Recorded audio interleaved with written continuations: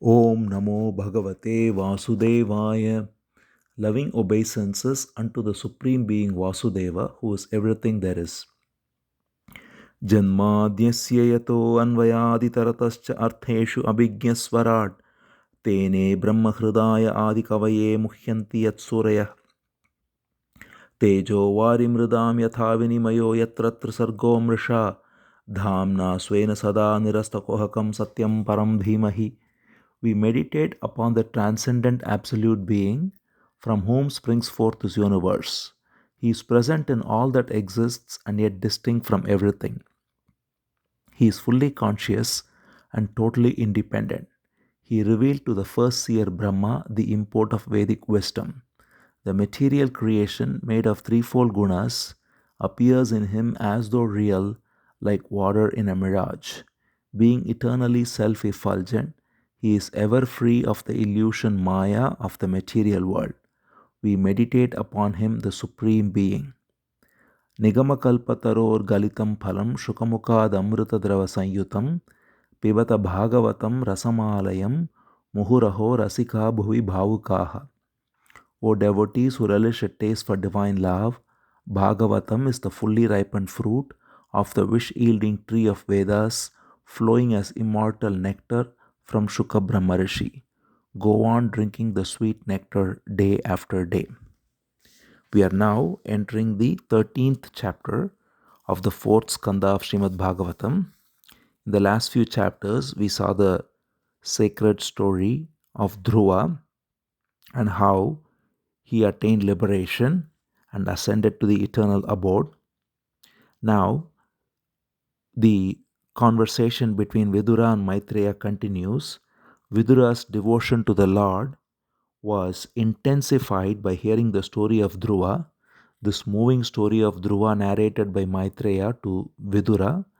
As we know, Maitreya and Vidura are having this conversation on the banks of river Ganga, where they meet after Krishna has departed earth, and this conversation is in turn relayed by Shuka Brahma Rishi to Parikshit.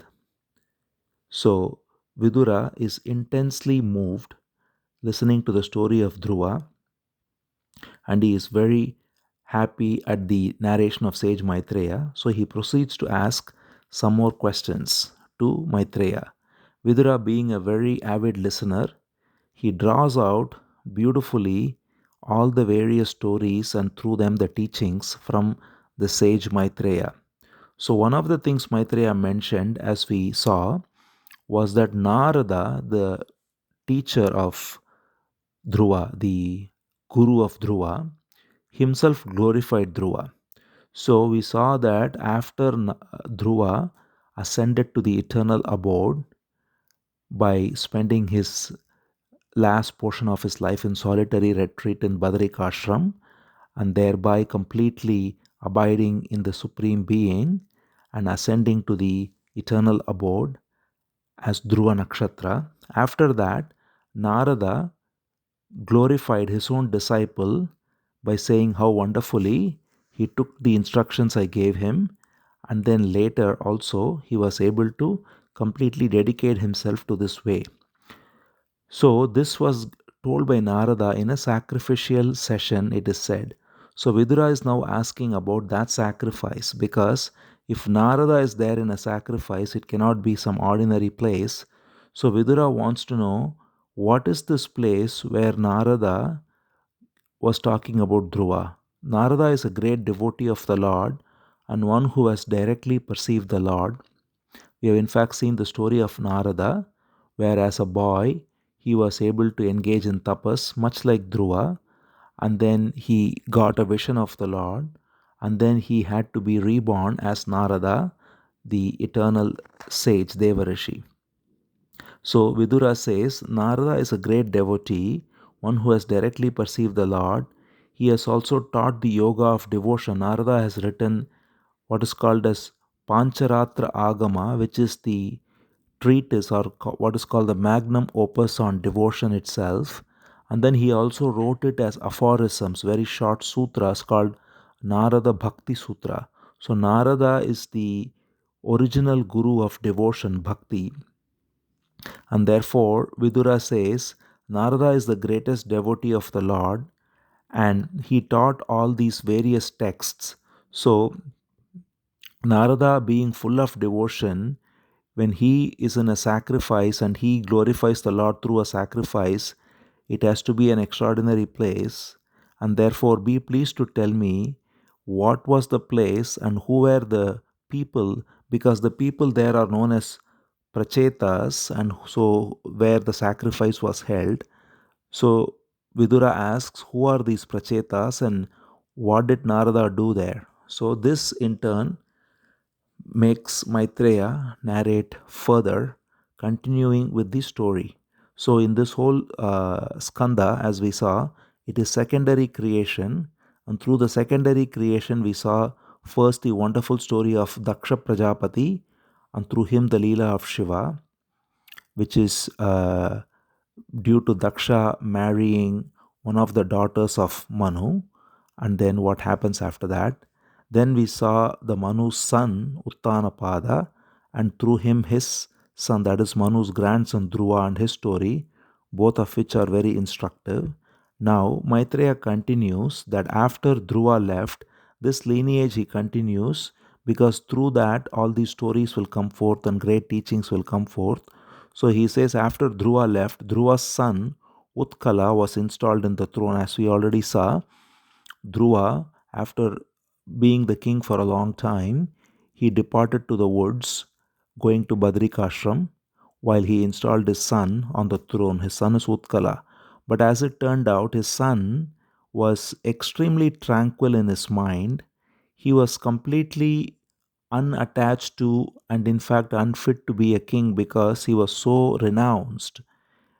So it is said that he was congenitally, so being the son of Dhruva, he was completely possessed of a tranquil mind right from birth. He had no attachment. He viewed everyone with an equal eye, and he saw his own self as the whole universe and whole universe as his self. So, in other words, he was established in perfect jnana right from the beginning. It says, Sajanmanopa Shantatma Nissangaha Samadarshanaha Dadarsha Loke Vitatamatmanam Lokamatmani. He is Shantatma, that is, he is one with a tranquil self, Nissangaha, without any attachment to anyone, Samadarshanaha, seeing everyone with an equal eye, and then Dadarsha Loke Vitatamatmanam Lokamatmani. He saw the whole universe as his self and his self as the whole universe. In other words, he was completely established in jnana. And he was always engaged in yoga, and because of that, he saw nothing other than the pure Brahman everywhere. So it says Atmanam Brahma Nirvanam. So he is seeing the pure Brahman as the self, as his own self, and as the self of all. So being such a person, being one who is always in this joy of consciousness, all blissful, he was not able to even execute the duties of the king. So, in his case, because he was so completely detached and he was completely like a mad jnani, like an avadhuta, he was not able to execute the duties of the king. He looked outwardly like a stupid fellow or a madman. Many times it is seen that many great jnanis are seen by the world as madmen, and they call them as such, and that's how this son Utkala was. He was like a madman, and because he was so mad in his inner state of bliss, people perceived him as if he was ignorant. So, this is a description that comes many times. People take someone to be like a fool, whereas inwardly he is completely established in pure Brahman. He behaves like a child, he laughs, and he is very innocent. And the ways of the world are such that they cannot comprehend such purity and innocence, and they therefore, when they see an adult being like a child, they are not able to appreciate it, even though it is the child that is able to have the innocence necessary to recognize the Supreme Being, the outer world many times misconstrues it as madness, and that's what happened with Utpala. Therefore, thinking him to be insane, the very elders of the royal house made his younger brother Vatsara to be the king. So he was himself not interested in being the king. He was roaming around like a madman, and his brother Vatsara was made the king, therefore. So, this is another small incident given by Bhagavatam of another royal sage who went to the extreme of being perceived as a madman, being established in pure wisdom. So, his brother Vatsara becomes the king, he gets married, and then he has 6 sons, it is said, and then one of them gives rise to he has one of his sons, Pushparna, has 2 wives, Prabha and Dosha. These names are quite symbolic. Prabha means daylight and Dosha means night. So he has 2 wives, Prabha and Dosha. And interestingly, the 3 sons of Prabha are called as morning, afternoon, and evening. Pratah, Madhyandina, and Sayam. So these are the 3 parts of a day, and therefore the 3 sons were called this. And similarly, the other wife, Dosha, which is night, had 3 sons as well, and they were called as Pradosha, Nishitha, and Vyushta. So these are again, Pradosha is the first part of the night, right after dusk. Nishita is midnight, and Vyushta is the last part of the night before dawn when it's the darkest. So the only interesting point here is Pradosha is the time that is considered very auspicious for Shiva. That is why Pradosha is always marked as very auspicious. And this time of Pradosha comes every day, in fact, right after dusk. But the 12th day in the lunar cycle is especially considered special and marked specially in all temples of Shiva and so on. But generally, this time Pradosha, which comes every day, is considered a very auspicious time for meditation, which is right after dusk, when the Sandhya happens, that is the meeting of day and night, and then the night comes, the early night, it is Pradosha. So symbolically, the names are like this. One wife had morning, afternoon, and evening as her sons, and the other wife had early night, midnight, and late night, or Pradosha, Nishita, and Vyushta. And then their progeny are all given, and then finally it leads to a king called Anga. And this Anga is the story we will see now. Anga had a wife called Sunitha, and they gave birth, Maitreya says, to a very evil son called Vena. So, this is a very interesting story which has its own beautiful teaching in a very practical way. The King Anga, who comes in this line from Dhruva after a few generations, he has a wife called Sunitha, and the son Vena, as we said, is very wicked. And because of that, the King Anga leaves the capital and goes to the woods. So normally we see Dhruva himself, or we saw Parikshit in his own way, we saw Yudhishthira, all of them going to the woods after living a full life, executing their duties, and then installing their successor, and very satisfied they leave to the woods. But in the case of Anga, it was the opposite. He was frustrated by his own son. He couldn't mend him, he couldn't do anything about him, and therefore he left in frustration again to the woods. So then what happens is, this is said very shortly, and then we will see the full story. So then Maitreya says Anga leaves in frustration to the woods, and then the sages who are there, who are very angry at the son Vena, who is very evil, they pronounce a curse against him, and because of the curse, this Vena dies. And then, very mysteriously, it is said that Vena's right arm is offered into a sacrifice fire, and from that appears the first great ruler of earth called Prithu. So, this is the short summary given now. We will see this now expanded in great detail going forward. So Prithu is very important because the word for earth is called Prithvi, which comes from this king Prithu. He is considered to be the first king of earth who was able to build cities and villages and towns and organize well and rule properly the earth, and therefore the world is called Prithu. And Prithu is an avatar of the Supreme Being. Even in the beginning, when we saw the list of 22 avatars, the more exhaustive list compared to the normal Dashavatar, the various partial avatars, in that there were many listed such as Yajna, Dattatreya, and so on, and one of them is Prithu, this king. So this is the brief story. Anga has an evil son. He gets frustrated and he leaves. Vena, the son, is cursed and he's killed, and his very arm is used in a sacrifice fire to bring about Prithu.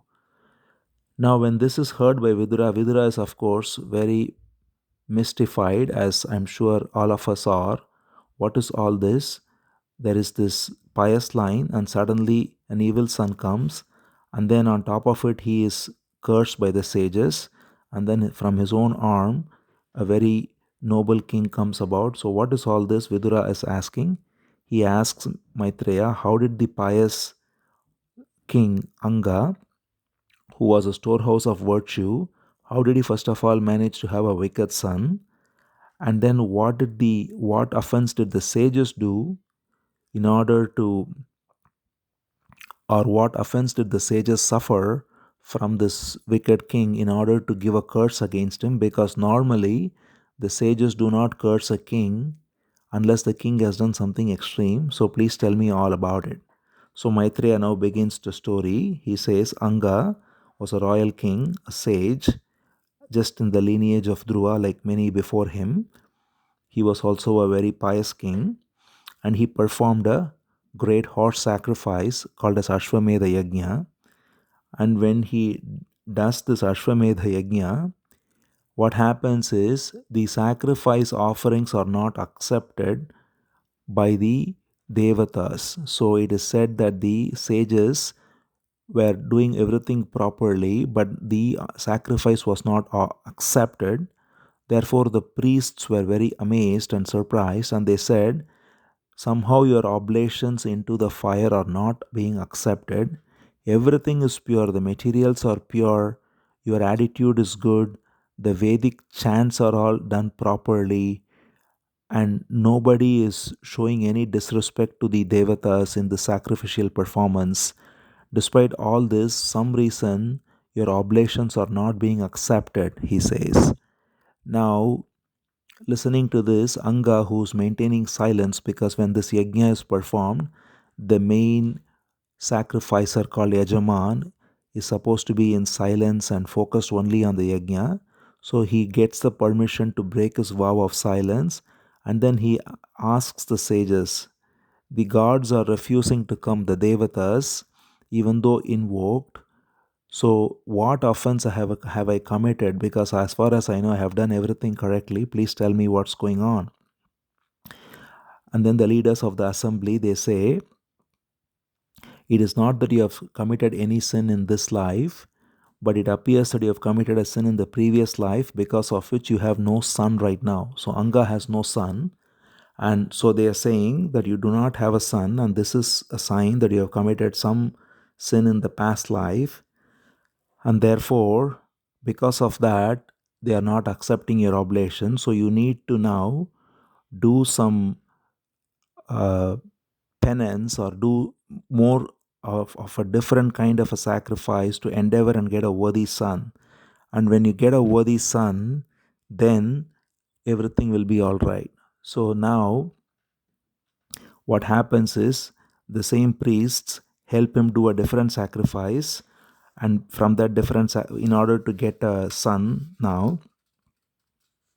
And when they do this different sacrifice, out of that a very golden looking being comes forth from the sacrificial fire with a cup of milk and sugar, and then that is offered to his wife Sunita.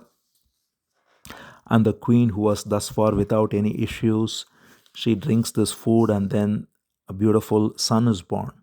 But then what happens is the son grows up to be wicked. So, this is where the interesting teaching comes about, that when one is without children in this world, they think they are missing something, and then they feel a vacuum. And then when they get a son, they are having a different kind of suffering. In this case, it's a very wicked son. But even otherwise, people have all kinds of worries and all kinds of concerns and anxieties, and they feel, oh, I was much peaceful when I had no children. And sometimes they look at others with no children and see how peaceful they are. And then those with no children, they look at those having children and then say how wonderful that they have children, we don't have any children. So in other words, this comparison and discontent, no matter what one's state is the state of the material world. People are not happy if they have sons. People are not happy if they have no sons. People are not happy if they have a lot of wealth. People are not happy if they have no wealth. So, this is what is exemplified by the story. After all this prayer, he gets a son, and finally, that son turns out to be the source of all misery. This son becomes a wicked son. He is very cruel. He goes around even strangling other children. He is behaving in extremely ruthless ways, and yet, being the only son and the successor to the kingdom, he is not controlled by anyone, and therefore he is engaging in all kinds of wrong and sinful activities. So now Anga is finally frustrated. So this is the essence of what this whole chapter is pointing to, is that Anga now says householders who have no sons, they worship the deities, and then they are looking for some progeny, but then they are actually very blessed if they don't have any son, because having an undesirable son is far worse than having no son.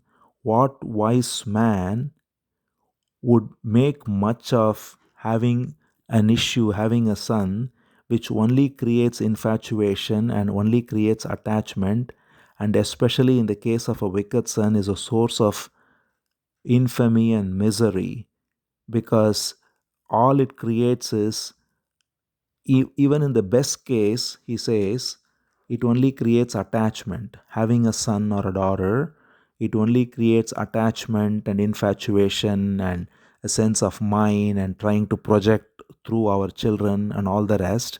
And in the worst case, they cause infamy, they cause suffering, and they cause feelings of antagonism and worry and affliction and all kinds of negative things. So Anga is now fully frustrated, recognizing that he was better off being without a son, and now having a son, he is actually going through a lot of suffering. And then he suddenly comes to a recognition that actually a bad son is maybe a blessing to me, because if it were a worthy son, I would be more attached. Now that I have a bad son, I am not at all attached, and therefore I am ready to leave this house. I don't want to be in this kingdom being beholden to this set of responsibilities, and to have this son and to take care of him, and not being able to get rid of him, either being my son and being the successor to the throne. And therefore, he says, I am actually happy that I got a bad son. It is preferable to a worthy son in a very interesting way, because a worthy son would have brought more attachment to the home, whereas this bad son has turned this home into a hell, so that a man can get easily disgusted with the home and leave. So with this attitude, he goes to bed, and then in the middle of the night, he was not sleeping at all. He had this firm resolve in him. So he wakes up in the middle of the night, and without telling the queen, without telling his son or anyone, he simply leaves to the woods. So this is the way in which Anga leaves to the woods. We saw Maitreya say earlier that Anga left to the woods frustrated, and this is what happens.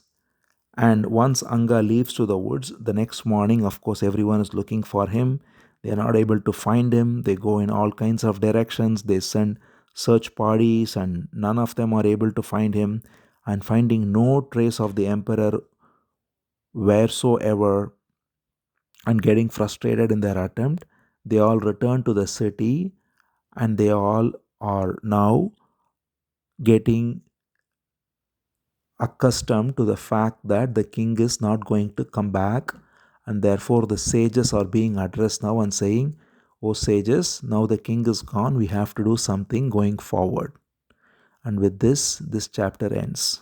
So the interesting aspect in this chapter is the aspect of a certain characteristic of the material world that Bhagavatam brings about, which is essentially discontent. People are discontent no matter what, and that's what it brings about by the fact that Anga was discontent without a son, and then Anga was discontent with a son. And it is normally true for many of us in many ways. We are chasing a goal and discontent because of that. And once we reach the goal, we are discontent in a different way. So, this is why the implicit lesson of this chapter is to be completely content with what one has. If one is meant to have a son, then be content with it, or a daughter, be content with it. And if one is meant to have no children, be content with that too. Same with wealth, same with position, same with any other aspect of life. Whatever one is given, to be content with it and to execute one's responsibilities perfectly given that situation is the way. If one is discontent, then there are always others. In this case, how the priests come and tell him to do different sacrifices, and through that he is now encouraged to get a son.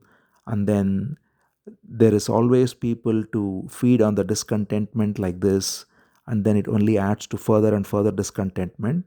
So in any case, what Anga realizes is, at least he wakes up and he says, "I am not going to live with this kind of situation. I would rather depart to the woods and live in peace." So sometimes height of frustration and discontent can lead to vairagya or detachment, and that's what happens to Anga. And this is also something that we see how some people who are intensely caught in suffering somehow get a breakthrough. And therefore, the other aspect of this, which Anga in fact mentions by saying a bad son is a blessing in disguise, or a bad child in general is a blessing in disguise because they create detachment in us. To extend this, we can also see that suffering in general of any kind is also a blessing in disguise because it can help create detachment. And that's what Anga demonstrates by leaving the kingdom without any sense of attachment. And with that, this chapter ends. We'll continue with what happens to his wicked son Vena and how that leads to the pious king Prithu going forward. Om Namo Bhagavate Vasudevaya.